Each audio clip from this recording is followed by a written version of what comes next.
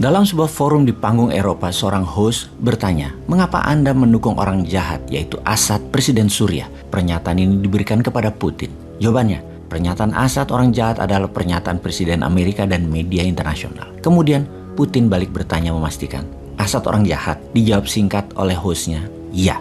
Maka Putin pun berkata, kami bukan melindungi Presiden Assad, melainkan melindungi negara Suriah. Kami tidak ingin Suriah menjadi seperti Libya, menjadi seperti Somalia, atau menjadi seperti Afghanistan, di mana kehadiran NATO di sana selama bertahun-tahun tidak membuat perubahan yang lebih baik. Apakah Assad membuat kesalahan? Ya, mungkin banyak. Tapi apakah orang-orang yang menentang itu malaikat? Siapa yang membunuh orang-orang dan anak kecil di Suriah? Siapa yang memenggal kepala orang? Apakah ISIS yang mendukung Amerika yang melakukan itu yang harus kita dukung? Anda tahu bahwa kami dan Amerika memperdebatkan tentang kawasan mana yang harus digempur, mana yang tidak. Di sana ada kawasan yang tidak boleh diserang. Kenapa? Karena ada banyak pasukan militan oposisi moderat. Di sana sekutunya Amerika. Tetapi di sana ada juga ISIS, ada Jabhat al-Nusra. Di kawasan itu semua bercampur. Jadi kamu tidak akan tahu siapa-siapa saja yang ada di sana. Jadi, mereka seharusnya oposisi moderat tersebut memisahkan diri dari teroris-teroris ISIS, Al-Nusra,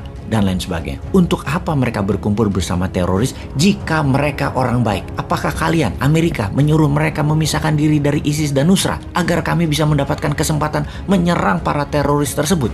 Tidak. Amerika berkata, jangan sentuh dan jangan serang mereka. Kenapa begitu? Apa harus menunggu mereka menyerang kami atau menyerang Anda? Kami tidak ingin begitu. Mengenai korban yang tewas dari penggunaan senjata termasuk senjata kimia, semua itu adalah kesalahan informasi. Untuk saat ini, kami sangat meyakini bahwa itu hanya hasutan. Assad tidak pernah menggunakan senjata yang dituduhkan. Dan semua itu dilakukan oleh orang-orang yang ingin menyalahkan dia, yaitu pihak Barat, sekutu, pihak Amerika, dan pihak media Amerika. Di sisi lain sekarang, ketika Trump menjadi presiden yang dilantik 2017, tema kampanye Trump mengambil semua tema kampanye idolanya Presiden Amerika ke-40 yaitu Ronald Reagan. Bagi seorang Bosman, secara pribadi, masa Reagan jadi presiden adalah masa kuliah di negeri Paman Sam. Jadi, sangat memahami mengapa Trump mengidolakan Reagan. Republikan adalah partai politik pro swasta, disebut partai koboi, dan ketika menjabat, perangnya Amerika adalah dogfight, berhadapan satu dengan yang lain. Kalau Demokrat, partainya adalah heavy on government. Apa-apa pemerintah, apa-apa Lord. Kalau perang kucing-kucingan, pakai operasi intelijen dan pakai CIA. Republikan sangat nasionalis, Demokrat sangat globalis. Ketika menjabat Gedung Putih, Trump di tahun 2017 diambil sumpah. Sejak saat itu, Amerika, Tiongkok, dan Rusia adalah 3 negara utama dunia dalam kekuatan militernya. Sejak saat itu, Bosman darahnya mengalir deras karena sangat ingin Indonesia menjadi negara keempat secara kekuatan militer dan kekuatan dominasi ekonominya. Dengan strategi printing money dan mengenolkan bunga deposito, strategi kuantitatif easing, pelonggaran fiskal, uang akan membanjir dengan proyek-proyek swasta, utamanya UKM berproduksi dengan bahan baku 100% lokal. Indonesia dalam waktu sekejap akan sejajar dengan ketiganya melalui strategi ini. Namun, ini semua menjadi mimpi ketika di kabinet ada yang memuja hutang, anti bisnis swasta, UKM, mengetatkan kebijakan keuangan, kredit rendah, uang beredar hanya 44%. Maka hasilnya ekonomi jalan di tempat, tidak bergerak leluasa dan menjadi budak investor-investor asing. Dengan strategi invest in my country, dengan hutangan dan proyek yang menguntungkan investor.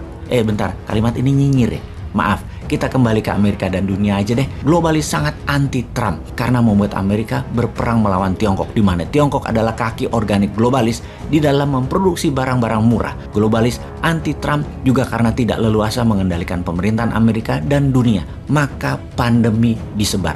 Pandemi menjadi senjata politik awalnya untuk menjatuhkan Trump. Ketika Biden menang, maka pandemi menjadi senjata ekonomi bagi Big Pharmacy untuk panen ke seluruh dunia. Banyak analis pertahanan pernah mengatakan kalau Trump masih jadi presiden, pandemi corona akan diserang globalisnya dan dunia tidak ambyar seperti sekarang. Panjang dan banyak penjelasan Bosman akan hal itu di tahun-tahun kemarin. Percayakah sahabat, kalau Trump jadi presiden saat ini, Ukraina tidak mungkin diserang Rusia. Rusia menyerang Ukraina sekarang karena ada satu kalkulasi kepastiannya. Sangat yakin NATO tidak akan membalas. Yakin Amerika tidak akan masuk berperang frontal secara militer. Paling jauh adalah menggunakan sanksi ekonomi. Walau perang besar bisa saja terjadi, namun untuk menolong Ukraina, Amerika dan NATO tidak bergerak banyak. Mengapa? Karena Amerika kalah di banyak front di berbagai pertempuran, baik militer maupun perdagangan. Di zaman Biden, yang sudah mulai pelupa ini. Biden merupakan presiden Amerika terlemah sepanjang masa modern ini. Inilah masa yang untuk kedua kalinya Newmind getem-getem gregetan.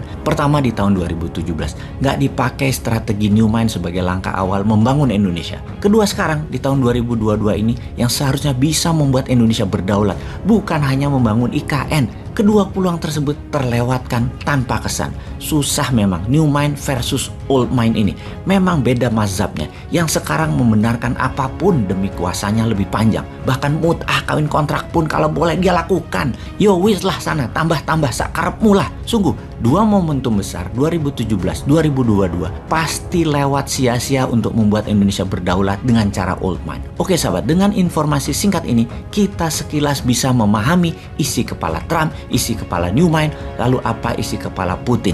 Ini adalah pelajaran yang penting untuk bisa Indonesia memimpin dan menjadi negara berdaulat. Newmind itu mirip Trump dalam ekonomi bernegara, yaitu pro swasta namun bukan ke oligarki tapi pro UKM. Mirip Putin di sisi bernegara, anti New World Order, anti sekutu Amerika, anti NATO, dan anti economic warfare ala Tiongkok dengan debt trap-nya. Tiongkok hanya mitra dagang kalau sama kita nanti. Sayang Old Mind kemakan dengan mengambil uang Tiongkok yang menjadikan kejebak hutang. Hutang dagang dengan menyedot aset sumber daya alam Indonesia. New Mind meniru Putin dalam membangun kekuatan militer dengan membuat Department of Warfare, menggantikan Departemen Pertahanan, dan meniru Tiongkok, yaitu melakukan hal yang sama. Hutangi negara lain untuk penguasaan dominasi ekonomi, terutama di negara bahan baku kebutuhan industri Indonesia dan negara pembeli produksi Indonesia dikendalikan melalui ekspansi ekonomi.